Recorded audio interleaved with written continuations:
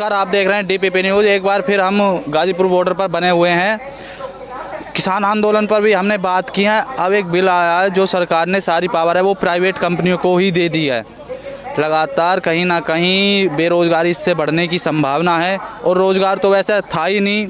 हमारे युवा बहुत परेशान हैं। कुछ युवा हमारे साथ मौजूद हैं, इनसे बात करते हैं। सर, आपका नाम? मेरा नाम दीपक नागर है और दादरी ग्रेटर नोएडा गौतम बुद्ध नगर के रहने वाले हैं। सर, ये बताइए, एक बिल आ रहा है अप्रैल में वो लागू होने वाला है। उसमें जो है सारी पावर कंपनी के हाथों में होगी। कंपनी एम्प्लॉय से अपनी मनमर्जी करेगी। 12 घंटे की शिफ्ट होने वाली है। लेबर कोड को भी ख़त्म कर दिया गया है। कहीं ना कहीं बेरोज़गारी बढ़ने की संभावना है। एक तो रोज़गार था ही नहीं सर, कि सरकार बोल रही है इतने रोज़गार मिलेंगे, इतने मिलेंगे। कहीं तो रोज़गार हमें दिखा नहीं मिलता हुआ, बढ़ता हुआ। देखिए, अगर मैं रोज़गार की बात करूं, आज के टाइम में हमारा जो प्रदेश का युवा है वो बेरोज़गार है। जब से लॉकडाउन लगा है, लॉकडाउन के होते हुए कितने लोग घर से बेघर हो गए और आज तक भी वो लोग अपने काम पर नहीं पहुंचे हैं। और रही श्रम विभाग की बात, अगर ये बिल पास हो रहा तो हम बिल पास को होने नहीं देंगे। हमारी किसान एकता, हमारे आदरणीय राष्ट्रीय अध्यक्ष बैठे सोरेन प्रधान जी, हम इसको लागू नहीं होने देंगे। और जहाँ जहाँ अत्याचार होगा वहाँ हम किसान भाई सबकी मदद करेंगे। और ऐसे में जो हमारे यहाँ के लोकल उद्योग है, सरकार में जो बाहर के लोग हैं उनको तो नौकरी मिल जाती है, लेकिन हमारे यहाँ लोकल कह के भगा देते हैं। तो सर, अब किसान आंदोलन मुझे नहीं लग रहा कि ये अप्रैल तक ख़त्म होने वाला है। मुझे लग रहा है ये लंबा चलने वाला आंदोलन है, अभी और चलेगा। और फिर ये बिल आने वाला है प्राइवेट कंपनियों को लेकर। कहीं ना कहीं ये दोनों आंदोलन शुरू हो गए तो फिर क्या होगा सर? देखिए, आंदोलन की तो बात ये है, चुनाव भी आ रहा है ऊपर से। मैं आपको बताना चाहूँगा, जब तक सरकार से ये एमएसपी बिल वापस नहीं होता, जब तक किसानों को न्याय नहीं मिलता, हम यहीं पर रहेंगे और हम इलेक्शन का भी बहिष्कार करते हैं।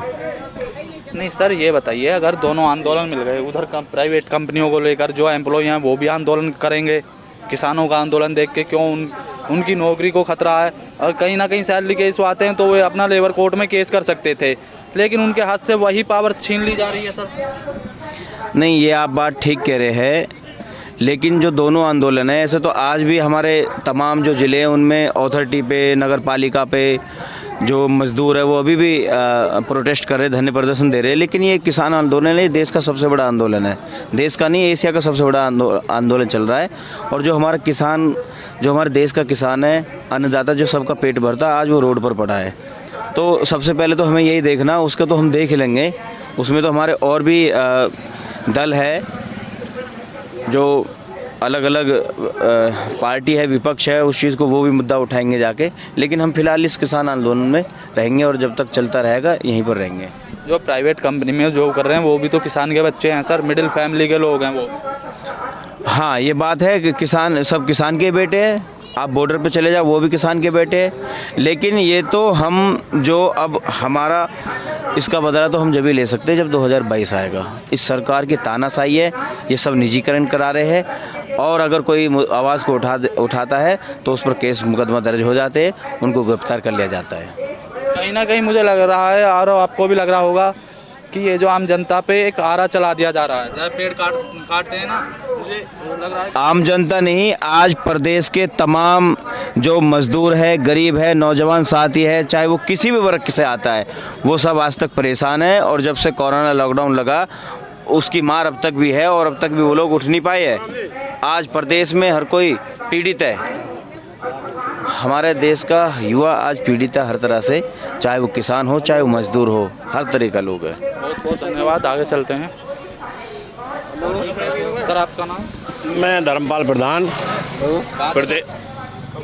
नोएडा गढ़ी चौखंडी। ये बताइए, लगातार आंदोलन चल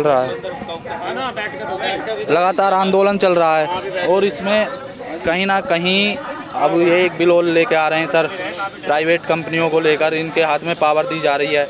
मतलब दो आंदोलन इकट्ठे होने वाले हैं। भैया, ये तो सारी चीज़ें ने प्राइवेट में ले जा रहे हैं, प्राइवेटीकरण कर रहे हैं। ये सरकारी काम रहे कहाँ हैं? अब देखिए, रेलवे लाइन भी प्राइवेट ले ली, हवाई है, एयर इंडिया वो भी प्राइवेट होगी। अब इन्होंने बचाया छोड़ो ही कहा है, सारे तो प्राइवेट में ले जा रहे हैं। अब ये जो किसानों को बिल है यू भी प्राइवेट में ला दिया इन्होंने। सर ये हो क्यों रहा है, मैं ये जानना चाहता हूँ, ये हो क्यों रहा है, क्यों सरकार नहीं समझ पा रही है, ऐसा कर क्यों रहे हो? मैंने आज तक कहीं नहीं देखा ये। देखिए, जब ये जो फैक्ट्री कंपनियां चलती हैं, कंपनियों के लिए सस्ती लेबर चाहिए। वो सस्ती लेबर कब होगी? जब हमारे पास रोज़गार नहीं होगा, हमारे रोज़गार छिन जाएंगे तो ये सस्ती लेबर मिलेगी। तो इन्होंने जो एक फंडा अपनाया है, अब सस्ती लेबर कैसे हम मुहैया करवाएं इन कंपनी वालों को, ये तो सोची समझी एक बहुत बड़ा षड्यंत्र है जो इन्होंने चलाया।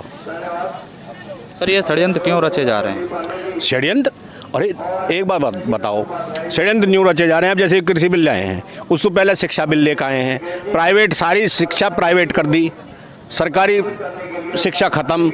मैं इनसे नालायक उनसे न्यू पूछना चाहूँ, सारे ही लोग उनसे जितने भी राजनीति करें, एक बार बताएं ये हमें, तुम्हारे इस मंच के माध्यम से मैं ये पूछूँ, अग भाई हमें ये बताओ, अग जो सरकारी स्कूल हैं उनमें मैं यूँ कह रहा हूँ, अगर आप हम प्राइवेट में 5-5, 6-6 हज़ार रुपये की तनख्वाह वो देते हैं फीस, ये 1,000 रुपये ले लो, बिल्डिंग बनाओ, केंद्रीय विद्यालय क्यों ना खोलते, एक बोर्ड क्यों ना करते? क्या परेशानी है इन्हें? क्योंकि हमें ये शिक्षा से भी वंचित कर रहे हैं और रोजगार से भी वंचित कर रहे हैं, जो हम इनके खिलाफ आवाज़ ना उठाएं। सिर्फ हम इन्हें वोट देने लायक ही रहे हैं, ये सिर्फ हमें वोट देने तक ही सीमित रखना चाह रहे हैं। सर मेरा एक सवाल और है, मुझे ज़्यादातर जो सुनने में मिला है, एक शहीदों को लेकर भी सवाल उठ रहा है कि वहाँ हमला हो गया, वहाँ हमले हो गए, वहाँ हमारे इतने जवान मारे गए। मुझे सर ये बताइए, क्या इसी सरकार में शहीद हुए हैं और कोई सरकार में जवान नहीं शहीद हुए? जवान तो सारी सरकारों में शहीद होते नहीं हैं, सीमा पे हमारे जवान हैं, हमारे भैया हैं। एक बाप के यानी कि 2 बेटा हुए, एक तो खेती में रख लिया उसने बड़ा बेटा, छोटा बेटा जो सीमा पे भेज दिया, तीसरा होगा तो पुलिस में भेज दिया। तो ये तो किसान ने ही तो भेजे हैं। एक बार बताइए, जितने भी ये जो कारपोरेट घराने के हैं। नहीं सर, मेरा सवाल ये नहीं है, सवाल मैं कुछ और पूछना चाह रहा हूँ। मैं ये पूछना चाह रहा हूँ सर, जो ये शहीदों का जो मुद्दा उठ रहा है, बीजेपी ही सरकार में शहीद हुए, क्या कांग्रेस की सरकार में शहीद नहीं हुए थे? अरे भैया, आप सुन तो ले, पुलवामा हमला करवाया इन्होंने, जानबूझ के करवाया। ये तो ऐसा एक षड्यंत्र रचे हैं, एक इस तरह की इनकी जो थिंकिंग है, सोच ऐसी हो चुकी बना ली है इन लोगों ने, हमें वोट कैसे प्राप्त करें। यानी कि ये कहते हैं देशभक्ति से लोगों ने जोड़े हैं। हमारे यहाँ हिंदुस्तान में, इंडिया के अंदर, इंडिया में नहीं हिंदुस्तान में देशभक्ति सबसे ज़्यादा सर्वोपरि है, सबसे ऊपर। इंडिया में नहीं है, इंडिया होती है, इंडिया कहते हैं जो शहर में लोग रहते हैं, कंट्री में रह रहे हैं, वे इंडिया वाले हैं, उनमें देशभक्ति नहीं है। हमें देशभक्ति से ओत-प्रोत करते हैं, देशभक्ति के नारे लगाते हैं, वही जो हम पहले कभी लगाते थे अंग्रेज़ों के खिलाफ, जय जवान जय किसान वंदे मातरम, वे ही नारे नहीं लगावे और हमें जो उत्सुक करते हैं। अब एक बात बताइए, ये कह रहे हैं अकबर तिरंगा को अपमान कर दिया। मैं इनसे जो पूछूँ, भगत सिंह, लाला लाजपत राय, चंद्रशेखर, ये कौन है भाई?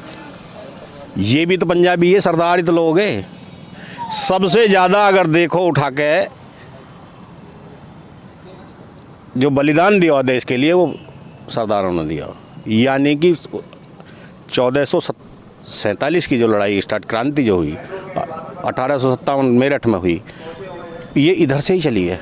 अब हम भी यूँ कहें कि मान लो ये किसान आंदोलन, जैसे ये कहते हैं, हम तो इनकी ओर भी मान रहे हैं, जैसे ये मान रहे हैं। अकबर किसान आंदोलन पंजाबी ने चलाया, सरदारों ने चलाया, यानी ये जागृति है। जैसे आज़ादी का आंदोलन इन लोगों ने शुरू करो, फिर उसमें सभी लोग जुड़ते चले गए। इन्होंने बताई, लोगों ने घर घर जाकर इन्होंने बताया कि भाई इसमें ये कमी है, कानून में ये कमी है, तो सब लोग जानने लगे। अब मैं एक यूँ बूझूँ, ये खिलाफ किसान के ही थोड़ी है कानून, ये तो उनके लिए भी है जो उपभोक्ता हैं, जो शहरों में बैठे हैं, जो नाज खाएंगे, सब्जी खाएंगे। भाई महंगी किसान से तो खरीद लेंगे मंदी, और फिर स्टॉक करके थोड़ी सी शॉर्टेज लाके रेट महंगा बेच देंगे, इनके हाथ में रहेगा। कोल्ड स्टोर इनके हैं, सब बिगड़न भी ना आने सामान। अगर जब किसान तो जो ये सोच ले कि भाई मेरा माल जो बिगड़न लगो, तो बाज़ार में ले जाना पड़ेगा। अभी इनके पास तो ये व्यवस्था है। अब एक बार बताओ, तरबूज, खरबूज, कोई सा फल जो समय को सीजनी फल है, वे कभी भी ले लो, कोई से 12 मासी। सर मेरा एक सवाल है, मुझे लगता है कि सरकार भी कोई अपना मौका नहीं छोड़ रही है किसानों पे आरोप लगाने का, लेकिन किसान भी कोई मौका नहीं छोड़ते हैं। जैसे वो उन पे आरोप लगता है, वो अपना वो तुरंत ही रिवाइट कर देते हैं, उसको तुरंत ही उस विपक्ष करते हैं उस पर। ऐसा किसान ने मौका कहाँ मिला? किसान ने तो 5 साल में मिला है मौका। 5 साल में भाग गए इन पे, पहले अच्छे लच्छेदार भाषण दिए इन लोगों ने, नहीं भाई ये करेंगे वो करेंगे, किसान को दुनिया आय करेंगे। अरे मैं यूँ पूछूँ, दुनिया हुई कहाँ है भाई? वह एक आदमी बता दो हमें भाई इसकी दूनी कर दी इन्होंने, एक तो बता दे। ये उस फार्मूला हमें भी बता देना यार, खेती तो हमने भी करी, हमारे बड़े बूढ़े ने भी करी है और हमने भी करी है। तो बहुत बहुत धन्यवाद आप हमसे जुड़े। नमस्कार, देखते रहिए DPP न्यूज़। कैमरामैन विशाल के साथ मैं गौरव चौधरी।